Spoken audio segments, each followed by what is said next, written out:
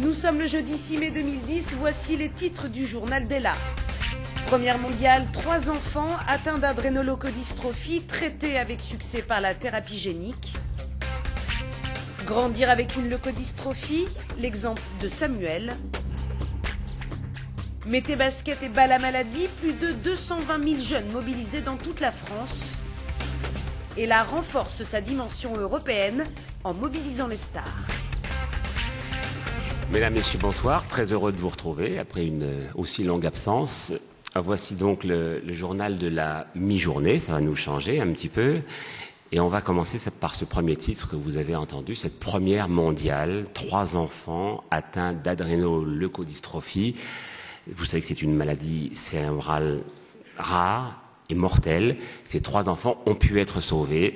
Et c'est grâce au soutien de 2 chercheurs qui travaillent sur ce sujet depuis maintenant longtemps, 2 chercheurs français, et grâce au soutien financier de l'association Ella, qui a investi 6 millions d'euros dans la recherche pour l'adrénoleucodystrophie. Et c'est grâce à donc tout cela que ces résultats ont été obtenus. Vous allez voir tout ça dans le reportage de Thierry Albazini. Angel, 9 ans, et Andrés, 8 ans et demi, sont 2 des 3 petits Espagnols qui ont de quoi se réjouir et espérer aujourd'hui. Ils sont en effet les premiers bénéficiaires d'un traitement expérimental, la thérapie génique, destinée à soigner leur maladie, l'adrénoleucodystrophie ou ALD. Avant la greffe, c'était un enfant qui semblait tout à fait normal, allant à l'école et jouant avec ses copains. Depuis, après le traitement de thérapie génique, sa maladie s'est arrêtée. C'est un enfant qui va bien. Le choix de la thérapie génique s'est imposé pour Angel, car son frère aîné a été emporté par la même maladie en moins de 14 mois. L'adrénoleucodystrophie est une maladie génétique rare qui détruit la myéline, la gaine protectrice qui entoure les nerfs, entraînant des liaisons irréversibles dans un temps très court. Elle touche chaque année en France 35 petits garçons. On sait que malheureusement, en l'absence de traitement, en l'absence soit de greffe classique avec un donneur ou un sang de cordon, leur état aujourd'hui serait bien plus sévère, c'est-à-dire qu'ils auraient des difficultés motrices majeures, ne plus pouvoir marcher, ne plus pouvoir parler, avec une évolution conduisant à un état terminal de leur maladie et même au décès d'ici quelques mois. Oui. Jusqu'à présent, le traitement de l'ALD reposait sur la greffe de moelle osseuse. Avec l'approche de la thérapie génique, tout a changé. Ce que l'on fait en pratique, c'est qu'on prend les cellules souches de la moelle osseuse des enfants. Ceci peut être fait en prenant simplement leur sang et en purifiant ces cellules à partir de leur sang. Ces cellules vont être corrigées. On va ensuite réaliser un ensemble de tests qu'on appelle sécuritaires très complexes pour vérifier qu'il n'y a aucun problème à réinjecter ces cellules. Et ensuite seulement, on pourra les réinjecter. Le gros avantage, c'est que en prenant les propres cellules du patient, on n'a pas de problème de réaction de greffon contre l'autre. La moelle osseuse du patient se reconstitue beaucoup plus vite qu'après une greffe classique. Et ça, c'est aussi un énorme avantage. Plus de 2 ans après le début du traitement, la progression de la maladie a été stoppée. Les 3 petits patients traités vont bien. Andrés, hyperactif, se rend à l'école tous les jours et mène une vie presque normale. Alors, docteur Nathalie Cartier, on vous a vu dans ce reportage. Vous avez mené cet essai avec le docteur Patrick Aubourg, que vous connaissez depuis maintenant 17 ans. Comment vont les enfants aujourd'hui? Les enfants vont bien, tous les 3. Nous avons maintenant plus de 3 ans de recul chez les 2 premiers. Ils vont bien, ils vont à l'école, ils ont une vie familiale normale. Le traitement s'est parfaitement passé. On les revoit régulièrement à l'hôpital pour faire leur bilan et tout va bien. Alors, on l'a vu, c'est une première mondiale. Oui. Réalisé par 2 Français. C'est un vrai espoir pour toutes les familles qui sont touchées par la leucodystrophie, mais pas uniquement. Absolument. C'est un traitement qui peut être utilisé pour d'autres maladies. C'est un outil que nous avons développé finalement, qui peut être utilisé pour non seulement d'autres leucodystrophies, voire d'autres maladies neurologiques également, mais aussi pour bien d'autres maladies, par exemple, pour ne citer que cela, l'hémophilie, les maladies des globules rouges, les maladies de l'hémoglobine. Tout un tas de maladies pour lesquelles on peut exactement faire le même type de traitement, voire même pour les leucémies. Alors, à vos côtés, je pense que vous l'avez reconnu, Zidane Zidane. Zinedine, quand on est parrain, comme vous, depuis pratiquement le tout début, depuis si longtemps, qu'on est si impliqué dans l'association, et là, qu'est-ce qu'on ressent quand on voit arriver enfin de tels résultats? On est surtout satisfait, je ne sais pas si ça marche, on est surtout content pour toutes les familles, en fait, parce que le réel espoir, en fait, c'est celui-là. Je crois que toutes les familles ont besoin de savoir qu'il y a des résultats qui sont positifs, et je crois que, comme le professeur vient de l'expliquer, ça pousse à continuer. Et c'est pour ça que je suis aussi encore là aujourd'hui, c'est parce que je me dis qu'il y a toujours des progrès à faire et que chaque fois qu'il y aura quelque chose de positif comme ça nous permettra de pouvoir avancer encore. Mais ce qui est difficile, c'est vrai que c'est très difficile, c'est-à-dire que c'est un combat qui est quotidien, c'est un combat qui n'est pas facile pour toutes les familles qui le vivent justement au quotidien, mais il faut s'accrocher et il faut continuer à se battre. Alors un certain nombre de ces familles sont ici représentées. Quelle est la prochaine étape, Nathalie Cartier? La prochaine étape, c'est de traiter davantage de patients, car c'est très important de montrer que le traitement est réellement efficace chez un plus grand nombre d'enfants traités, efficace mais aussi sûr, qu'il ne donne pas aucune complication. Et donc nous allons traiter davantage de patients en Europe et aux États-Unis, des enfants, mais aussi des patients adultes. Et j'espère que nous aurons comme ça rapidement un médicament qui sera disponible pour tous les patients atteints d'adrénolocodystrophie. Et que pour le prochain journal télévisé d'Ella, on aura des bonnes nouvelles à annoncer. Absolument. Merci, docteur. La recherche médicale, vous le savez donc, est le véritable espoir des malades. Mais en attendant, les familles, dont un certain nombre sont ici représentées, ces familles continuent à se battre quotidiennement pour résister à la maladie. Cécile et Étienne, on va prendre leur exemple. Cécile et Étienne habitent Forbach, en Moselle. Ils se battent chaque jour aux côtés de leur fils, qui s'appelle Samuel, qui a 20 ans et qui est lui aussi atteint de leucodystrophie. C'est Carole Rousseau qui nous a obligeamment prêté ces images. Cécile, 47 ans, et Étienne, 52 ans, sont les parents de Samuel. À l'âge de 13 mois, ils apprennent que leur fils unique est atteint de leucodystrophie, une maladie génétique évolutive qui endommage ses fonctions motrices. Une maladie dont on ne guérit pas. Les hommes, à table. La maladie de Samuel fait totalement partie du quotidien de la famille. Le jeune garçon éprouve bien des difficultés à effectuer les gestes les plus anodins. Comme tout jeune adulte de son âge, il tient aussi à se débrouiller seul, n'en déplaise à sa maman. C'est pas évident, hein. J'essaie de me débrouiller tout seul. Il faut que Samuel ait la sensation qu'on n'essaye pas du tout de l'infantiliser. Depuis qu'il a 6 ans, Samuel se déplace en fauteuil roulant.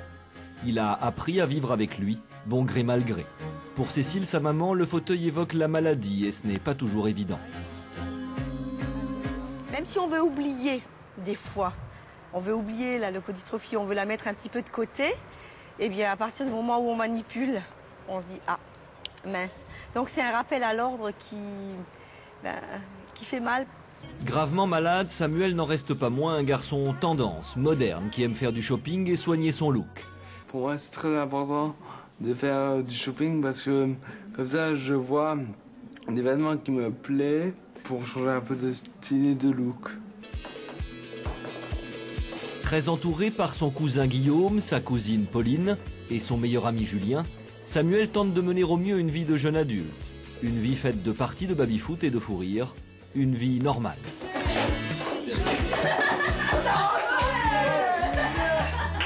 C'est aussi l'occasion de profiter de ses amis et parfois de se livrer à quelques confidences. Je trouve que c'est plus facile de parler entre jeunes qu'avec ses parents. Parce que les parents, ils vous conseillent sur certaines choses, alors que les jeunes, ils vous parlent d'autres choses. 16 ans après l'annonce du diagnostic, Cécile se sent toujours aussi responsable de la maladie de son fils. Samuel, de son côté, bien conscient de ses limites et des conséquences inéluctables de la leucodystrophie, a décidé de se battre et de profiter de chaque instant, de chaque rêve. À un moment donné, j'avais cru que ma vie, elle était perdue en l'air, quoi. Fichue, quoi. Vraiment, j'avais tout abandonné. Et ben non. J'ai remis la tête. Et je me suis dit, Samuel, il faut que tu y ailles à la maladie. Il faut que tu combattes la maladie jusqu'au bout.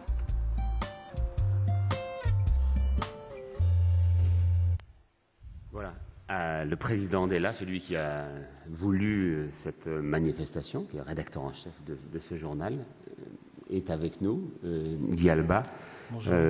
Est-ce que ce qu'on vient de voir à travers le quotidien de Samuel, au fond, résume bien le quotidien de toutes ces familles? Non, non, parce que chaque parcours est différent. Déjà, il faut savoir que la maladie peut intervenir dès la naissance, mais quelquefois plus tard, à l'adolescence, voire même à l'âge adulte. Donc c'est déjà pas pareil. Ensuite, la maladie peut soit évoluer très très vite, très brutalement, passer par exemple un enfant bien portant au stade végétatif en quelques mois, ou alors une évolution plus lente. C'est le cas de Samuel, je dirais que c'est une chance. Et on voit dans le cas de Samuel, par exemple, qu'il a envie évidemment de vivre la vie d'un jeune de son âge, de se rendre utile. Et pour lui, par exemple, on a pu trouver un patron formidable. Alors, on peut le nommer, hein, c'est Raymond Doudot, PDG de DLSI, hein, vraiment une entreprise formidable, qui a su l'accueillir, lui trouver une position utile, un job dans son entreprise. Qui le valorise forcément. Qui le valorise et qui s'adapte. L'entreprise s'adapte et Samuel s'adapte à son entreprise. Et c'est parfait comme ça. Et que peut faire l'association pour toutes ces familles?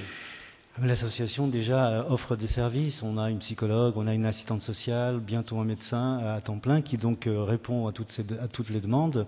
On organise des rassemblements pour les enfants malades, mais pas seulement. Il faut penser à toute la fratrie, à toute la famille, et donc des moments où tout le monde peut se détendre. Et puis ensuite, et surtout, je dirais, on s'adapte au cas par cas. Il faut qu'on fasse du cas par cas, comme je l'ai dit, et la maladie frappe différemment dans les familles, les enfants ne sont pas au même stade, etc. Donc on s'adapte au cas par cas et on finance des adaptations de maisons, des adaptations de voitures, des fauteuils roulants. Enfin, on compense à chaque fois ce que l'État, les organismes sociaux peuvent pas prendre en charge. On s'en occupe et on s'en préoccupe et on suit ces familles, je dirais, quotidiennement. C'est le rôle de l'association. Alors, à vos côtés, un membre de l'association, un autre parent d'enfants malades, d'Ingrid, que j'ai eu la chance de rencontrer. Elle a aujourd'hui 22 ans. Je l'avais rencontrée lors d'un autre défi d'Ella, où vous m'aviez projeté en l'air avec des élastiques pour rimer un peu avec Ella. Donc, comment est-ce que vous avez appris la maladie d'Ingrid et aujourd'hui, comment va-t-elle? J'ai appris la maladie d'Ingrid par son frère Christophe, qui est tombé malade à l'âge de 5 ans alors qu'il semblait en parfaite santé. C'est sur un plateau de théâtre, pendant une répétition, mon fils devait jouer un petit rôle dans une tragédie, Les Troyennes de Sénèque, qui raconte l'histoire de 2 enfants sacrifiés. J'ai oublié les noms, Polyxène et Astyanax. Et je me retrouve, je me suis rendu compte. Moi, je jouais le méchant Ulysse. Je me suis rendu compte que mon fils ne marchait pas normalement. C'est pour vous dire qu'il était en parfaite santé. Il nageait, il était très, très vivant, très intelligent, très, très beau aussi. Voilà. Et donc, c'est par Christophe. On a fait les tests sur vos deux autres tests enfants. Génétiques sur les 2 autres enfants. Olivier, qui a échappé. Qui va très bien, qui est en Australie aujourd'hui. Qui était à l'autre bout de la planète, à Sydney, voilà, et qui a donné sa moelle pour sauver Ingrid. Et malheureusement pour Christophe, on a cherché désespérément sur la planète s'il y avait un donneur de moelle osseuse. Et pendant qu'on cherchait, c'était trop tard parce que la maladie avait avancé en grands pas. En 6 mois, il ne marchait plus, en 1 an, il ne mangeait plus, en 2 ans, il est devenu aveugle. Il a vécu pendant 9 années à Toulouse, dont 5 années dans un centre de fin de vie, comme on appelle. Voilà. Aujourd'hui, Ingrid est à Paris. Oui, Ingrid est à Paris. Dans un centre également. Qu'est-ce que vous ressentez, Zinedine Zidane, quand vous entendez des expériences où vous les vivez comme ça? Non, mais c'est vrai qu'on se connaît avec le papa d'Ingrid. C'est vrai que je trouve ça très courageux, je trouve admiratif ce que, de toute façon, d'être au quotidien. Vous allez me dire c'est normal, mais en même temps, je comprends la difficulté que ça peut être au quotidien. C'est pour ça aussi que je suis depuis si longtemps à leur côté. Enfin, j'essaye. Et je dirais que l'association est là aussi, doit permettre à toutes ces familles d'avoir des moments un peu de liberté, un peu des moments de rêve, de détente. Oui, de temps en temps de détente. Et je pense que c'est ce qui va se faire dans un futur, c'est d'essayer de se retrouver un peu plus, partager des choses, mais dans un autre cadre. C'est-à-dire que celui que peuvent vivre toutes ces familles au quotidien, c'est-à-dire ça peut être à Euro Disney avec toutes les familles, et puis ça peut être autre part, mais essayer de partager autre chose. Et alors pas oublier, mais essayer de se dire qu'on peut profiter autrement. Donc voilà, mais en tous les cas, je suis assez admiratif de tous ces parents, parce que c'est déjà pas facile d'avoir des enfants de toute façon. Donc quand vous avez des enfants qui sont en difficulté, c'est chapeau. Gérard, vous avez l'impression d'être son bouclier d'une certaine façon, de la protéger des agressions extérieures. Vous n'avez pas pu la protéger de cette maladie. Vous êtes aujourd'hui plus fort qu'elle ou aussi fort qu'elle Écoutez, j'ai envie de répondre deux choses. La première chose, c'est, comme vous le savez, il y a eu un espoir de traitement pour elle. Et malheureusement, le médicament n'est pas arrivé. C'était une période terrible pour elle, et terrible pour moi, évidemment, et sa maman. Et j'ai envie de dire aussi que, ça c'est le message que je veux faire passer, c'est qu'au plus noir du désespoir, dans les moments les plus durs, il se passe une chose incroyable. C'est que finalement, on croit que tout s'arrête, on croit que c'est fini, et la vie est plus forte. Et donc c'est pour ça que maintenant je me bats avec Ella, et qu'on doit apprendre à supporter ce poids de ce destin terrible qui fait qu'aujourd'hui encore on perd nos enfants et qu'on n'y arrive pas, malgré les trois enfants dont on a parlé. Donc c'est tragique, c'est la chose la plus terrible qui puisse se produire dans une famille. Et en même temps, je me dis, cette présence ici de tous ces jeunes, Zizou qui est là depuis 9 ans avec nous, qui nous accompagne et qui contre vent et marée est toujours là, cette présence, la vôtre, fait qu'on ne peut pas s'arrêter et que la vie est décidément plus forte. Voilà. Et donc, et la vie continue. Merci, Gérard. Pour venir en aide...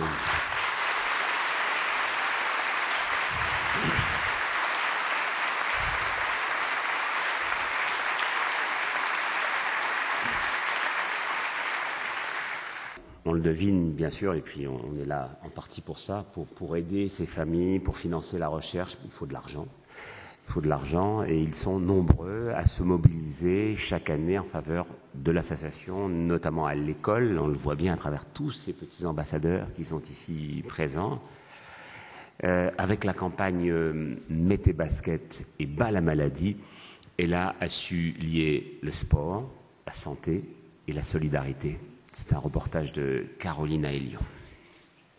Depuis 1994, ce sont plus de 2 millions d'écoliers qui se sont mobilisés.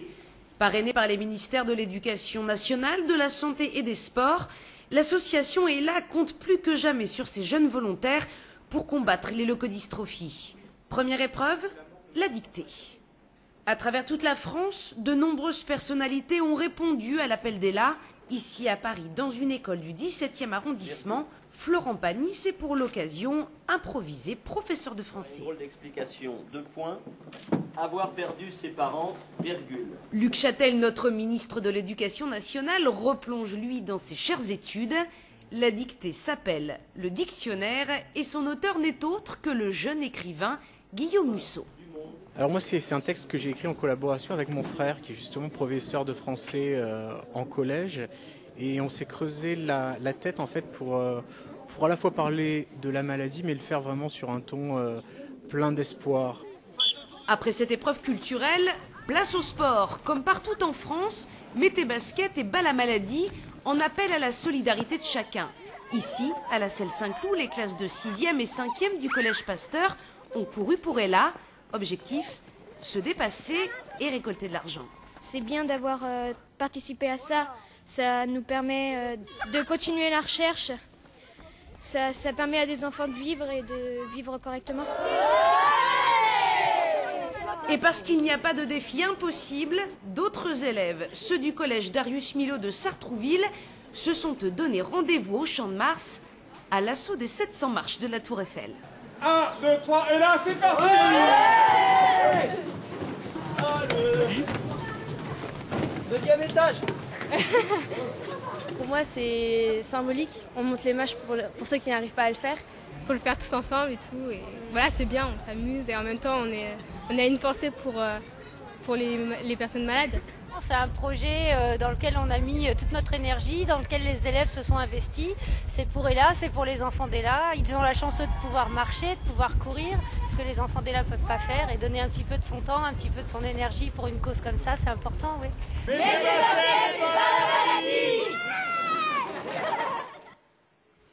Guy Alba, c'est une campagne importante pour vous, pour Ella? Ah ouais, elle est très très très importante, oui. Elle mobilise combien de jeunes? Cette année, par exemple, c'est 220 000 jeunes. Depuis le début de la campagne, il y a une quinzaine d'années, c'est 2,5 millions, plus de 2,5 millions d'enfants qui ont mis leur basket dans cette campagne. C'est un soutien financier très conséquent. C'est près de 15 millions d'euros qui ont pu être apportés à la recherche. Un autre chiffre, c'est la moitié des sommes qui ont été reversées à la recherche par l'association Ella. C'est le poumon de l'association à tout point de vue, sur le plan financier, sur le plan... c'est très galvanisant d'avoir tous ces jeunes qui nous portent. Les familles, les enfants de l'association se déplacent dans les écoles, collèges, vont témoigner. On pensait au début que ça serait une contrainte, et ça ne l'est pas. C'est un plaisir pour eux, ils se rendent compte qu'ils ne sont pas seuls. Ils sont accompagnés, ils sont encadrés, il y a tous ces jeunes qui poussent, ça va dans le bon sens. Et pour nous, c'est une campagne extraordinaire. Et moi, je tiens à saluer tous ces jeunes et bien sûr leurs accompagnateurs, parce que c'est formidable d'avoir ce soutien-là.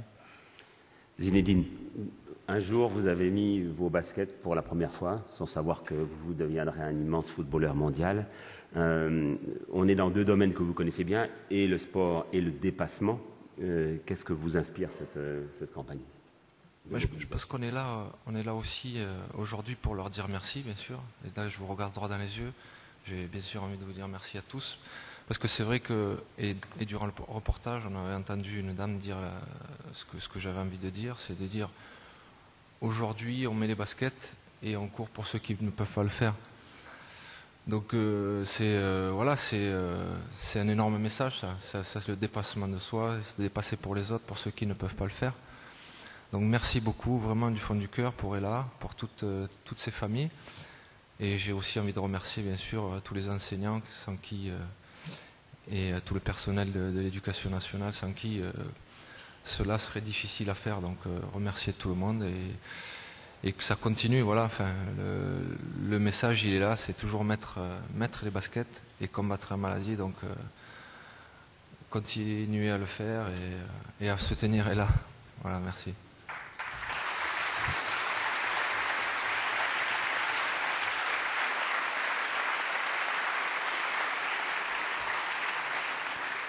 Cette formidable mobilisation ne s'arrête pas à la France. Ça fait déjà un moment que le rayonnement d'Ella dépasse toutes les frontières. Et Ella a décidé d'accélérer justement ce développement européen. Vous voyez cela dans un reportage de Thierry Elbazini. 16 juin 2009, Zinedine Zidane plante à 4810 mètres d'altitude sur le Mont Blanc le drapeau d'Ella. Une performance et une application d'un très grand champion qui n'est pas unique en Europe. Vous avez aussi, par exemple, au Real Madrid, un joueur emblématique comme Raoul qui est parrain ici en Espagne. Et il ne faut pas oublier qu'Ella est présente dans 6 pays aujourd'hui et je crois que c'est ça l'Europe. En impliquant les Galactiques du Real Madrid, Zinedine Zidane ne manque pas d'ambition. L'emblématique parrain d'Ella franchit un nouveau cap dans le combat contre la maladie. Grâce au Real de Madrid, on va pouvoir renforcer notre présence en Espagne déjà et puis aller bien au-delà en réunissant d'autres pays. Pour nous, c'est très important parce qu'il faut rassembler toutes les familles, d'une part, et ensuite rassembler nos moyens financiers pour passer les prochaines étapes de la recherche médicale et du progrès médical. À l'image du rugby, aujourd'hui, 6 nations. l'Espagne, la Suisse, mais aussi l'Italie, la Belgique, le Luxembourg et la France pour transformer l'essai. Et là prépare déjà la suite, mettre en place un dépistage systématique des leucodystrophies à la naissance. Voilà, on vient de voir des images exceptionnelles, originales. Bon, le football, ça vous connaissez bien. Le stade Santiago Bernabéu, oui. Mais le Mont Blanc, c'était pas si facile, hein, quand même. C'était l'inconnu, oui. Mais c'était une superbe expérience.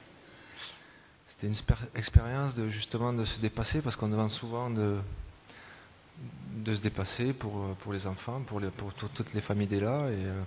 Et c'est ce que j'ai pu faire à ce moment-là, parce que c'est vrai que c'était pas facile, même si j'étais peut-être préparé physiquement, c'était pas facile parce que l'attitude est quand même un monde difficile.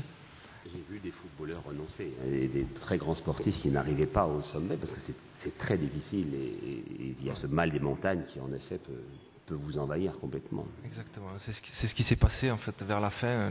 Les 300 derniers mètres étaient difficiles parce que c'est vrai que je commençais à avoir mal à la tête. Mais voilà, je l'ai fait pour aller planter ce drapeau d'Ella tout à haut sur le toit de l'Europe, quoi. Et marquer un but grâce à l'initiative de Christian Jean-Pierre, bien sûr.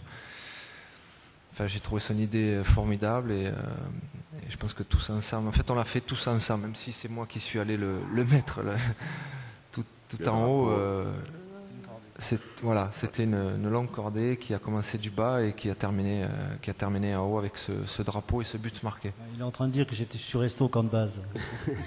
Donc ça fait maintenant une dizaine d'années que vous tenez ce drapeau fièrement et que vraiment partout dans les médias et partout maintenant on sait ce qu'est l'association. Et qu'est-ce que vous retenez de ces années-là ?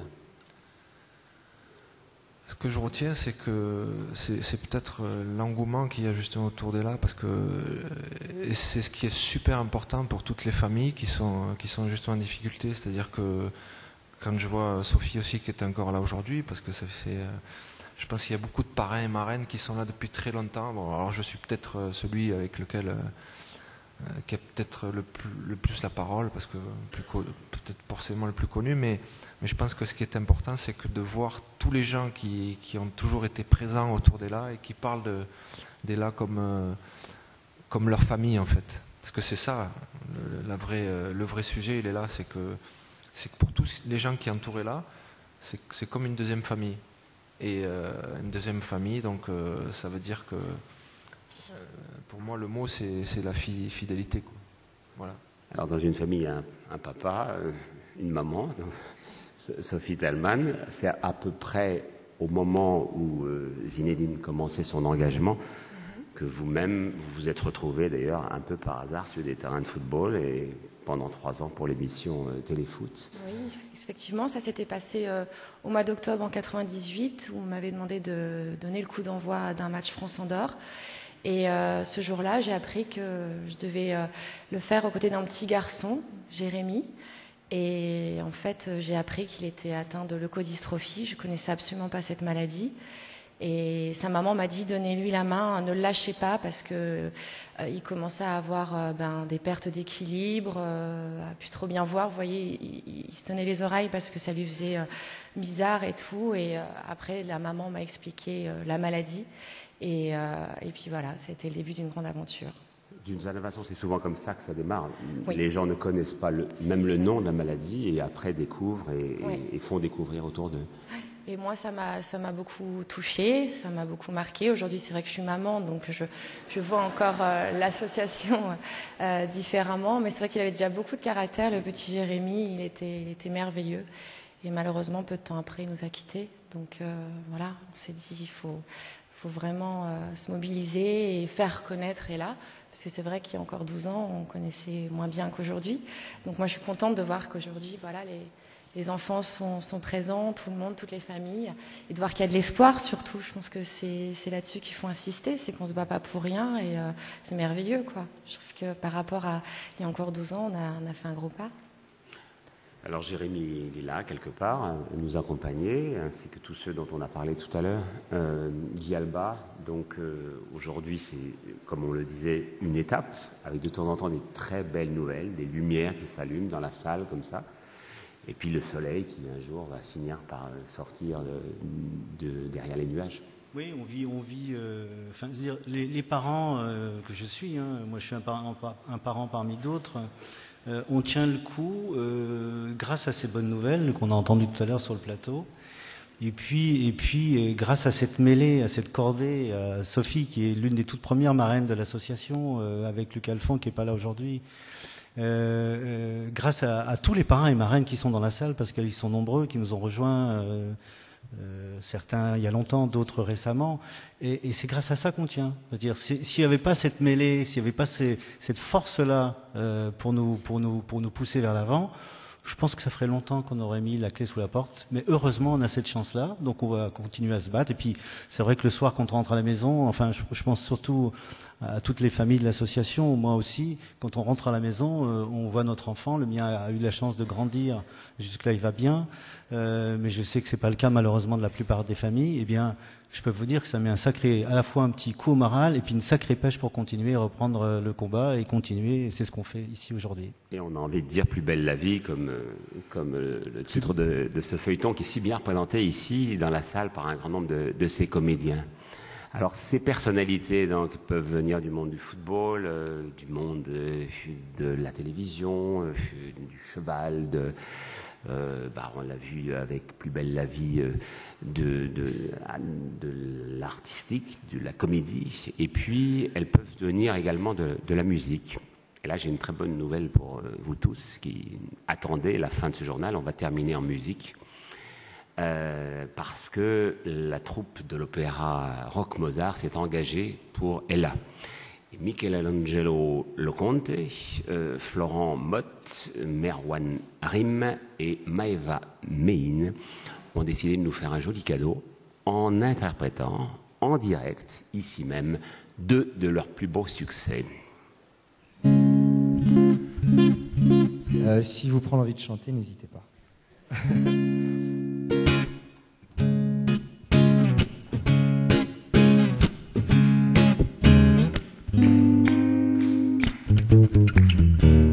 Divine, candide, libertine, ce soir je viens m'inviter dans ton lit.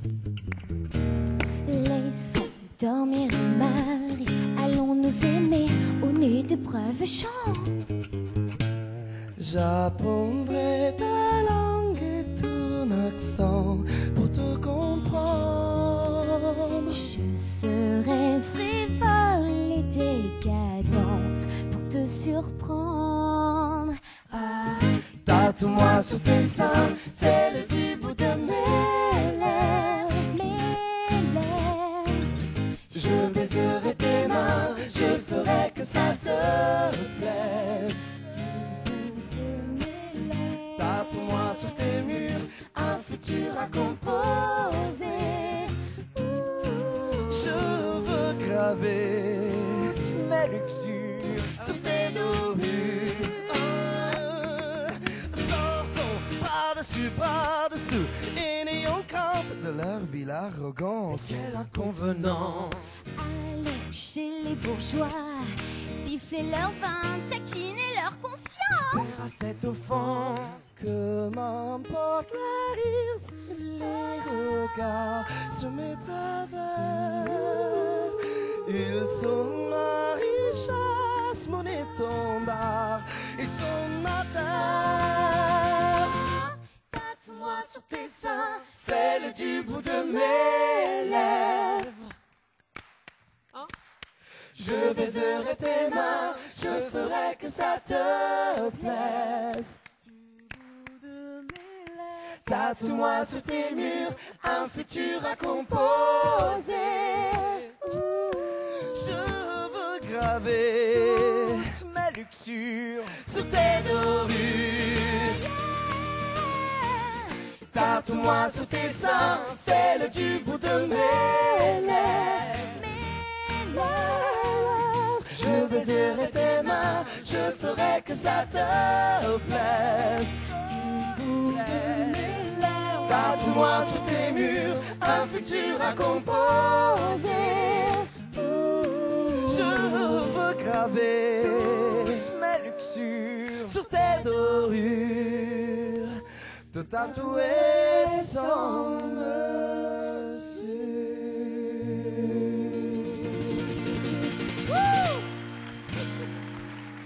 Merci. Merci.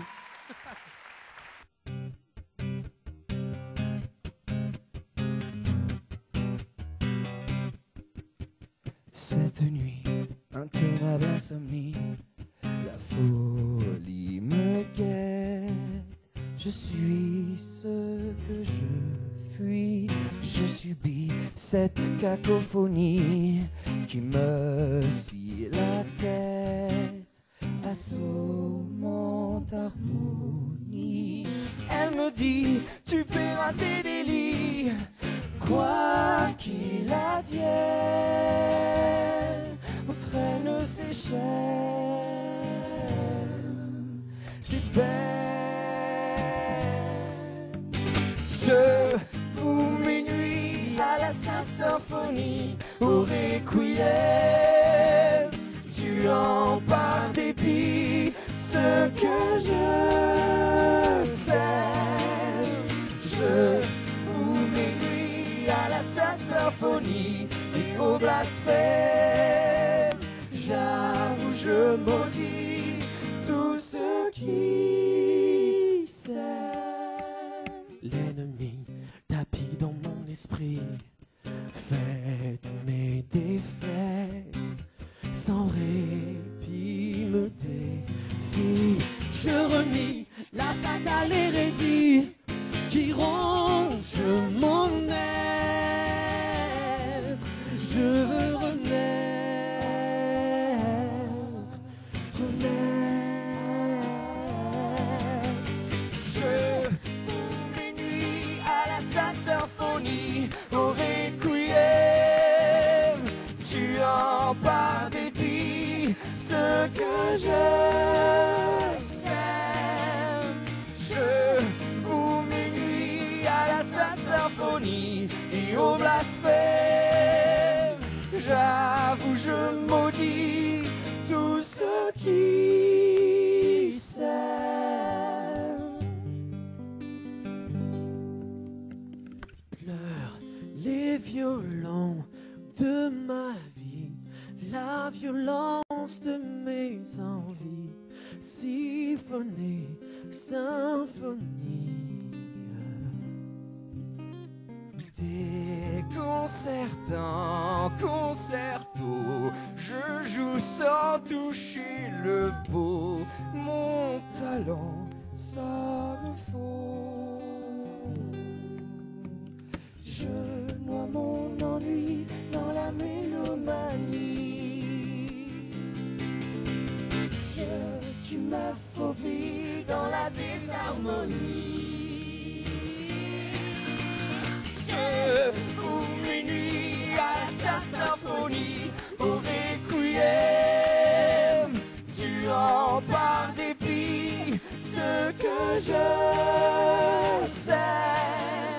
Je vous mes nuits à la symphonie et au blasphème, non j'avoue je maudis tout ce qui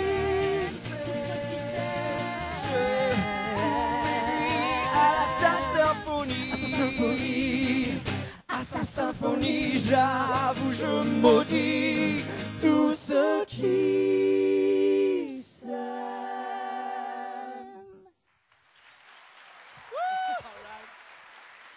Merci à tous, merci. Merci beaucoup. Merci. Merci beaucoup Michelangelo, merci Florent, merci Merwan, merci Maëva. Je voudrais aussi qu'on remercie tous les parrains et marraines de l'association Ella qui sont ici dans la salle. Et pour que vous puissiez les applaudir, j'aimerais qu'ils se lèvent, ceux qui sont présents. Voilà, en voici, oui, oui, parrains, marraines, vous pouvez y aller. Ce sont grâce à eux.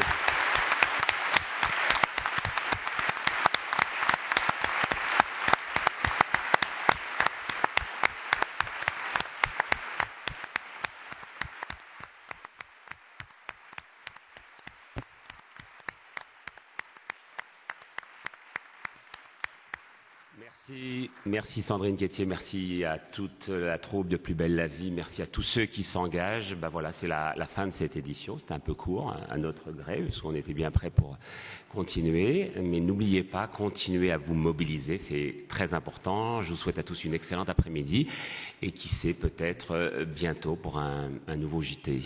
Merci à tous.